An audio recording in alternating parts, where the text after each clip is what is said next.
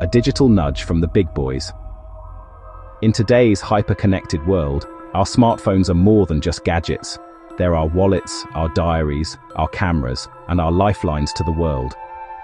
But what happens when the very companies that make these devices reach out to warn us?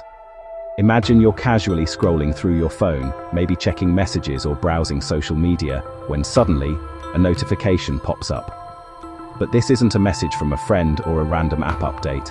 It's a serious alert, and it's coming straight from Apple or Google themselves. This is not your everyday spam or a phishing attempt. This is a genuine warning, one that means someone, somewhere, might be actively trying to break into your device. It's a chilling thought, and it's not just paranoia. These alerts are based on real, credible threats detected by the world's biggest tech companies. On December 2nd and 3rd, 2025, Apple and Google sent out a wave of these cyber threat alerts to users in 84 countries. That's not just a handful of people. It's a massive, coordinated warning that spanned continents and time zones. This isn't a local issue, it's a global phenomenon. Tech giants are now stepping in to warn ordinary people that they could be targets of sophisticated cyber attacks. It doesn't matter where you live or what you do. If you own a smartphone, you could be at risk. Why are these warnings so urgent? Because Apple and Google systems have detected activity that looks like it's coming from highly skilled, state-backed hackers. These aren't your average cyber criminals. They're professionals, often working for governments, with the resources to target anyone, anywhere. These alerts are more than just notifications. They're a wake-up call. Our phones aren't just for fun or convenience anymore. They've become battlegrounds in a silent, invisible war for information, privacy, and control. Since Apple started sending these warnings, people in over 150 countries have received them. That's a staggering number, showing just how widespread and persistent these threats have become. It's a powerful reminder that anyone, anywhere, can suddenly find themselves on the digital front line. You don't have to be a celebrity, a politician, or a CEO. Sometimes just being connected is enough. And sometimes, the only warning you get that you're under attack is a simple buzz in your pocket. A tiny vibration that could mean the difference between safety and exposure in the digital age. So, what exactly are these state-backed surveillance threats, and why should we care about them in our everyday lives? It might sound like something straight out of a spy movie, full of secret agents, high-tech gadgets and dramatic music, but this is no Hollywood fiction. It's happening right now, all around us. State-backed threats mean that governments or their agencies are using some of the world's most advanced digital tools to secretly monitor, track, and even manipulate people's devices and communications.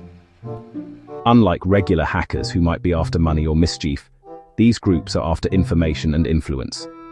They often target journalists, activists, politicians, or government officials, anyone who might have valuable data or opinions. Their spyware is incredibly sophisticated. It can silently take over your phone, read your private messages, listen to your calls, and even turn on your camera or microphone, all without you ever realizing it's there. You might be wondering, why would anyone target me? I'm just an ordinary person. But sometimes, ordinary people get swept up in these operations simply by association, by being in the wrong place at the wrong time, or just by bad luck. You could be a friend, colleague, or family member of someone of interest. The net cast by these surveillance tools is incredibly wide, and your personal data could easily become a small but crucial piece of a much larger puzzle that governments are trying to solve. This isn't just about keeping secrets from spies. It's about protecting our fundamental right to privacy in a digital world where almost everything we do leaves a trace. Spyware doesn't just invade our devices. It erodes our sense of private space and can make people afraid to speak out, share ideas, or even communicate freely. Protecting privacy isn't just about hiding information. It's about defending our freedom, our voices, and our ability to live without fear of constant surveillance. Let's look at Apple's approach. On December the 2nd, they sent out warnings. We believe you are being targeted by state-sponsored attackers. But Apple keeps details vague. No numbers, no countries, no names.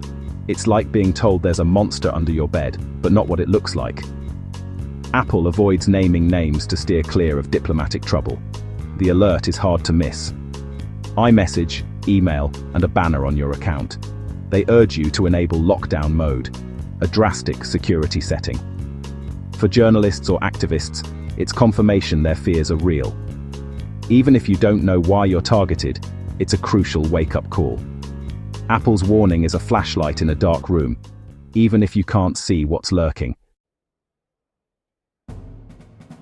The day after Apple's warnings, Google took a much bolder and more public step, signaling a new era in the fight against digital threats.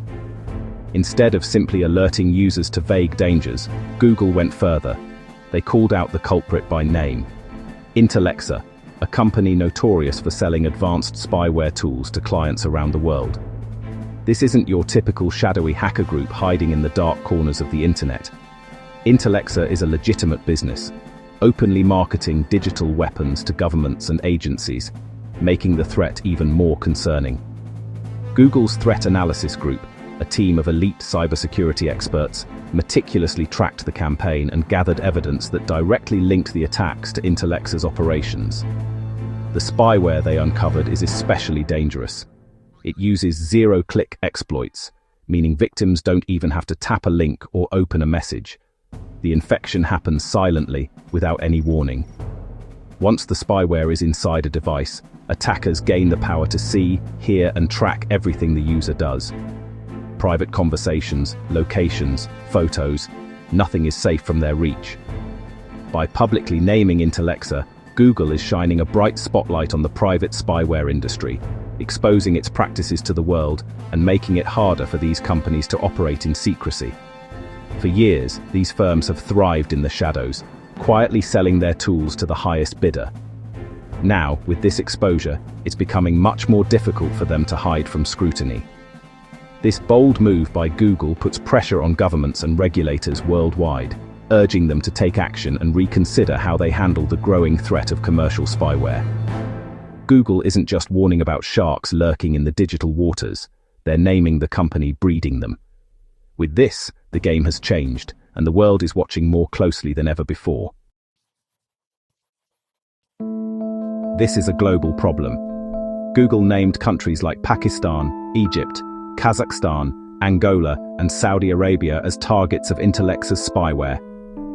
These are places where press freedom is limited and opposition voices are at risk. The likely targets: journalists, human rights lawyers, and political opponents. Apple's warnings went to users in 84 countries, showing just how widespread this is. High-tech spyware is now a global crisis, available to any government with the budget. Each country's laws differ, creating a patchwork that spyware companies exploit. The warnings from Apple and Google create a global record of who's being targeted. Even when local authorities stay silent, these alerts shine a light. Intellexa isn't new to the US government. They're already under American sanctions. Being on the US entity list makes it hard for them to do business or move money. Intellexa's spyware was found to threaten US national security and target officials, journalists, and activists worldwide. But these companies are slippery. They restructure, rename, and keep selling. It's a game of cat and mouse between regulators and spyware firms. Google's public exposure complements government sanctions. Even if Intellexa tries to hide, tech experts can trace attacks back to them. This two-pronged approach, legal and technical, makes it harder for spyware companies to operate. Public shaming damages their reputation and limits their reach. The fight against mercenary spyware is on two fronts now. Why do Apple and Google send these warnings, risking backlash? Experts say these alerts are often the first step to real accountability. A journalist gets a warning, seeks help, and experts can trace the attack to a company or government. This evidence can spark news stories and pressure governments. The warning is the first domino, turning secret attacks into public scandals. These alerts also cost spies millions. Once detected, their spyware is patched and useless. It makes spying more expensive and risky. Warnings also deter governments. If they know their targets will be alerted, they may think twice. In a world of growing surveillance, these notifications are a crucial pushback. Tech giants are using their power to defend global privacy. One notification can have massive consequences. Past alerts have sparked government investigations, scandals, and policy changes.